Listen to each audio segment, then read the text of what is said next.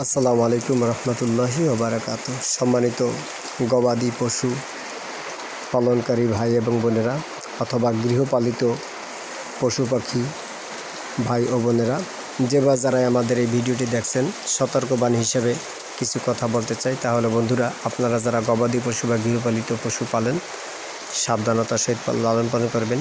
বিশেষ করে হাঁস, মুরগি, কোয়েল পাখি ইত্যাদি যেন ঠান্ডা লেগে না যায়, কেননা বৃষ্টি পানি প্রচণ্ড ঠান্ডা, এটা জেনে রাখবেন। হাঁস খুব পানি পছন্দ করে, তাই বলে হাঁসকে পানির ভিতরে সবসময় রাখলে হাঁস অবশ্যই ঠান্ডা লেগে যাবে এবং এই ঠান্ডায় আপনার দেখা গেছে মারাত্মক আকারে ক্ষতি সাধন হবে, পাশাপাশি অনেক কিছু মারাও যেতে পারে। এটা বাস্তব কথা। আমার এখানে 300 হাঁস ছিল। 300 হাঁসের ভিতরে আলহামদুলিল্লাহ সবই বেঁচে আছে, তবে কিছু তো ঝরবেই, তাই না? তার ভিতরে যেটা আপনার ঝরে গেছে সেটা একমাত্র বৃষ্টি, প্রচণ্ড বৃষ্টির ভিতরে আপনার ভুলক্রম হোক বা যেভাবে হোক, ইচ্ছাকৃতভাবে হোক, ফাঁকা ফুটা থাকার কারণে ওরা ইচ্ছাকৃতভাবে বের হয়ে গেছে। বের হয়ে গিয়ে তারপরে ওরা আপনার মারাত্মক আকারে ধারণ করছে রূপ, অর্থাৎ অনেক বাচ্চা আপনার এ জগৎ ত্যাগ করে অপর জগৎ পাড়ি জমিয়েছে, চলে গেছে অপর জগতে। এটা আসলে ওদের ভুল না, এটা আমার ব্যক্তিগত ভুল। এই ভুলটা আমি শেয়ার করলাম আপনাদের কাছে, আপনারা যেন আমার মতন ভুল না করেন। প্রায় 30টা বাচ্চা আমার এখান থেকে চলে গেছে, অর্থাৎ আমি ওদেরকে রাত্রবেলা মাগরিবের পূর্বে আসরের নামাজের পরে খাবার খাওয়াই তারপরে ফার্মের ভিতরে ঢুকিয়ে ধুয়ে দিচ্ছি। কিন্তু কামাবে কি, ফার্মের ভিতরে ঢুকিয়ে রেখেছি। আমার ছোটো ছেলেটা আপনার বোঝে নাই যে পিছনের সাইড দিয়ে আপনার একটা দরজা রয়েছে, দরজাটা আপনার আটকাইতে হবে বা বন্ধ করতে হবে। ও ছোটো মানুষ, ওইটা আপনার খুলে রেখে আপনার চলে গেছে। আর ওই হাঁসগুলি একদম, ওরা তো জানেন বের হলে কেমনটা হয়। আমি অবশ্য নামাজ পড়ি, ফজর নামাজ পড়ে দেখা গেছে আমি ঘুমিয়ে পড়েছি। এর পরবর্তীতে আমি তো ভাবছি হাঁস আমার সুন্দরভাবে আছে, সমস্যা নেই।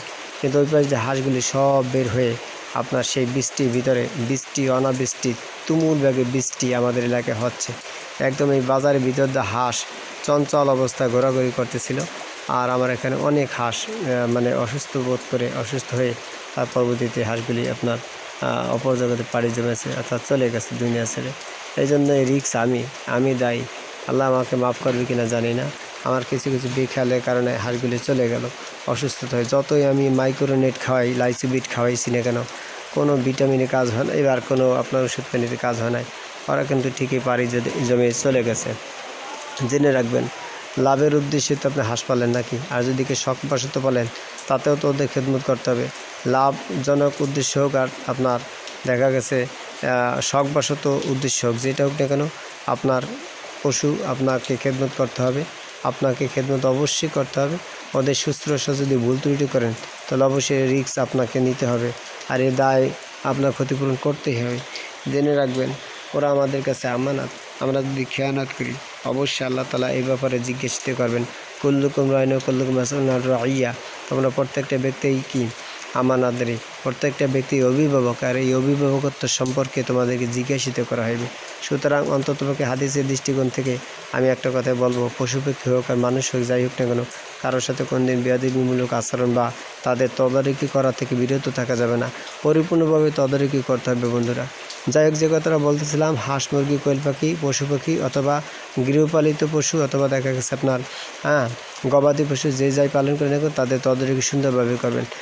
একটা কথা আছে না, আপনার অতিরঞ্জিত করা যাবে না বন্ধুরা। অতিরঞ্জিত করলে কিন্তু সমস্যা হবে, এই জন্য ওদের প্রতি লক্ষ্য রাখবেন। আমার অনেক হাঁস চলে গেছে, আমার বড় কষ্ট লাগতেছে, বড় দুঃখ লাগতেছে। যদি আমার এরকম ইয়াটা থাকতো আপনার, তাহলে আজকে তো নলেজটা যদি সেইভাবে আমি প্রয়োগ করতাম, তাহলে হাঁসগুলো আমার কাছ থেকে চলে যেতে পারতো না। যাই হোক বন্ধুরা, আপনারা এই জন্য বৃষ্টিবিদ্যুৎ থেকে লক্ষ্য রাখবেন। আর আপনারা জানতে চেয়েছেন, ভাই আমরা জানতে চাই যে হাঁস পালিয়ে, মুরগি পালিয়ে, যা কিছু পালিয়ে গেলে আমাদের কী নিয়ম পদ্ধতি প্রয়োজন হচ্ছে, আমাদেরকে জানান। তো আমি অনেক ভিডিওতে আপনার এগুলি বলে থাকি। এগুলি গুরুত্বপূর্ণ ইনফরমেশন, যেগুলি আপনার 24টা ঘন্টা সবসময় যেন প্রয়োজন। যারা হাঁস মুরগি খামার করেন ইত্যাদি প্রত্যেকের জন্য এই জিনিসগুলোর দরকার। আমি বলে থেকে এই ভিডিওতে আমি বলে দিলাম। 1 নম্বরে আপনার দেখা গেছে, যদি হাঁস পালন করতে চান, তাহলে বাধ্যতামূলকভাবে অবশ্যই 1 নম্বর যে কাজটা করতে হবে, সেটা হলো আপনাকে বাধ্যতামূলকভাবে আপনার নিয়তকে খুলুসিয়ত করতে হবে। খাস নিয়ত করতে হবে। আপনি কয়টা পালবেন? 10টা পালবেন, 20টা পালবেন, নাকি 100টা পালবেন, না 1000টা পালবেন, না 500 পালবেন? এগুলো আগে আপনাকে টার্গেট করে তারপরে আপনার নামতে হবে। হ্যাঁ, এর পরবর্তীতে কী করতে হবে? এর পরবর্তীতে আপনার নামে তারপর আপনার কাজ করতে হবে। মানে সরি এই নিয়তটা খুলুসিয়ত করে তারপর আপনাকে ডিসিশন নিয়ে তারপর আপনার পুঁজি লাগবে। এই পুঁজিটা আপনার অবশ্যই, যদি আপনি 1000 পালেন তাহলে 1000 টাকার আপনার মানে 1000 হাঁসের মানে খরচ এটা আপনার নিয়ে নামতে হবে, অর্থাৎ ডবল খরচ আপনার নিয়ে আনতে হবে। ওরা যে কী পরিমাণ খেতে পারে তা তো আপনার জানা নেই। বিশেষ করে যারা হাঁস পালেন, বেলজিয়াম হাঁস যারা পালেন অথবা খাকি ক্যাম্বেল হাঁস পালেন, অথবা দেখা গেছে আপনার আরেকটা ওই যে পেকিন হাঁস বলে, এটা পালেন। এক কথা হাঁস জগতে যদি কেউ পালেন তাহলে তার 3 ডবল অর্থ নিয়ে নামার দরকার। যেই পরিমাণ হাঁস নিয়ে নামবেন ওর যে 3 ডবল খাবার নিয়ে আপনার নামার দরকার, তা নাহলে আপনি কিন্তু ব্রেকফাস্ট করবেন, বুঝছেন, মানে একদম হার্ট অ্যাটাক করে মরবেন, এমন পরিস্থিতি হয়ে দাঁড়াবে। কারণ আমি নিজেই আপনার এগুলি প্রতিপালন করে আসছি। আমার এক ভাই সৌদি আরব থাকে, তিনি আপনার আমার পিছনে এই হাঁস করতে গিয়ে 4 লক্ষ টাকা আমাকে উনি দেখা গেছে দিয়েছেন। এবারে এর ভিতরে আমার পুঁজি আছে, তিনি আপনার 3% জমি, এটা আমি বিক্রি করেছি একমাত্র হাঁস পালনের উদ্দেশ্য করে। তো এই যে হাঁসগুলি আমার দেখতে পেয়েছেন, অন্য ভিডিওতে দেখেছেন। এখন না বৃষ্টি আছে তাই আমি মসজিদ থেকে বের হতে পারছি না, হাঁসগুলিকে দেখাতে পারছি না। হাঁসগুলি কিন্তু এখন একদম জীর্ণশীর্ণ হয়ে গেছে বৃষ্টিতে ভিজে, আমার একটা ভুলের কারণে। ওদের দেখলে মনে হয় ও সব কটা মরে যাবে, এই পরিস্থিতি হয়ে গেছে।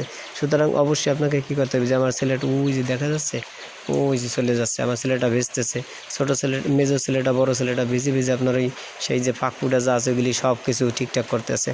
আমি বের হইতে পারছি না। শারীরিক মানসিক আলহামদুলিল্লাহ সুস্থ আছি। তার সাথে ওরা আমাকে বলে, আব্বু আপনি থাকেন, আমরা কাজ করে আসি। আমাকে নামতেই দিল না, ওরা কাজ করে যাচ্ছে।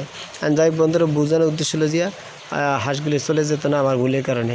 ওই যে আমার মেজো ছেলেটা দেখতে পাচ্ছেন মনে হয়, ওই যে জুম করে দেখে ওই চলে গেল। যাই হোক, তো দেখা গেছে আপনার আলহামদুলিল্লাহ ওরা অনেক পরিশ্রম কষ্ট করছে, ওরা খুব দুঃখ পাইছে যে হারে আমাদের হাঁসগুলি চলে গেল। এই জন্য আমি আপনাদের কাছে রিকোয়েস্ট করবো বন্ধুরা, অবশ্যই আপনারা লক্ষ্য রাখবেন হাঁসের প্রতি। আর তারপরে যে তথ্যটা বলবো সেটা হলো যে আপনার প্রশিক্ষণ লাগবে। প্রশিক্ষণ না হলে কিন্তু আপনি হাঁস পালন করতে পারবেন না। এরপরে যে বিষয়টা বলবো সেটা হলো যে আপনার ঘর, ওদের থাকার যে ঘরটা ওটা আপনার সুন্দরভাবে কমপ্লিট করতে হবে, যেন কোনো হিংস্র প্রাণী অথবা কোনো বিষধর সাপ অথবা বেজি নামক যে আপনার বাটপার আছে, এরপরে গুই সাপ আছে, এইগুলি যেন আপনার কোনোভাবে আক্রমণ না করতে পারে। এই জন্য আপনার লাগবে সুন্দর পাওয়ারফুল একটা ঘর, যে ঘরটার ভিতরে একমাত্র আপনি প্রবেশ করবেন। এরপরে বন্ধুরা ওই ঘর আপনার ভাইরাস যাতে না ঢুকতে পারে একটু ভ্যাকসিন সিস্টেম করবেন, অর্থাৎ দেখা স্প্রে করে দেবেন জীবননাশক ঔষধ। এই জীবননাশক ঔষধ যদি আপনি লাগিয়ে দেন তাহলে ইনশাআল্লাহ ওতে আপনার দেখা গেছে আল্লাহ না করে কোনো দিন আপনার হাঁস ভাইরাস আক্রমণ করবে না। এরপরে আপনার দেখা গেছে লাইসোবিট, তারপরে মাইক্রোনেট, এরপরে আপনার কিছু ঔষধের নাম আমি বলছি। এই ঔষধগুলি আপনারা কি করবেন, সংরক্ষণ করে কাছে রাখবেন, যখন তখন এগুলির দরকার হয়। মারাত্মক আকার যদি ধারণ করে তাহলে অবশ্যই মাইক্রোনেটটা লাগিয়ে দেবেন। মাইক্রোনেট এমন একটা ঔষধ যেটা আপনার দেখা যাচ্ছে ভিটামিন সহকারে, পাশাপাশি আপনার সমস্ত পার্শ্ব প্রতিক্রিয়া যত প্রকারের আপনার ভাইরাস আছে এই যে আপনার অ্যান্টিভাইরাস, বুঝছেন, এটা আপনার কাজ করে ফেলায়। সুতরাং এই জন্য আপনি অবশ্যই এই ধরনের কিছু ঔষধ, লাইসোবিট, মাইক্রোনেট, এরপর আপনার ফার্স্ট বেট, এইগুলি আপনারা ঔষধ কিছু রাখবেন, আর ডাক্তারদের সাথে পরামর্শ করে কিছু ঔষধ রেখে দেবেন। যখন যেটা প্রয়োজন তখন সেটা প্রয়োগ করবেন ইনশাআল্লাহ। ঠিক আছে বন্ধুরা, আমি আর দীর্ঘায়িত করছি না। আপনারা অবশ্যই ভালো থাকবেন, সুস্থ থাকবেন, এই প্রত্যাশা কামনা করে। আর অবশ্যই এই বৃষ্টির ভিতরে আপনারা সাবধানে থাকবেন। শুধুমাত্র হাঁস মুরগি না, আপনার ছেলে মেয়েদেরকেও ভিজাবেন না, তারাও কিন্তু আপনার ক্ষতিগ্রস্ত হয়ে যাবে। অসুস্থ একবার হয়ে গেলে কিন্তু বর্তমানে ভাইরাস আবার শুরু হয়ে গেছে, করোনা ভাইরাস বিভিন্ন সাইডে শুনতেছি। তো লকডাউন, শাটডাউন যা আছে এগুলি আবার দেবে শুনলাম সরকার। বিভিন্ন প্রকারের কথাবার্তা শুনছি, আমার বড় ছাত্র যারা মিশকাতে পারে আমার মাদ্রাসাতুল মাদিনায়, তারা বলাবলি করছে, সত্য মিথ্যা আল্লাহ ভালো জানে। যাই হোক, মোটামুটি আর কি হোক আর না হোক, একবার তো আমাদের এখানে হয়েছিল করোনা, কী পরিস্থিতি হয়েছিল আমরা তো জানি শুনি বুঝি। তাদের মধ্যে হেফাজত থাকবে। আল্লাহ তাআলা আমাদের সবাইকে আমল করার তৌফিক দান করুন। আসসালামু আলাইকুম ওয়া রাহমাতুল্লাহি ওয়া বারাকাতুহু।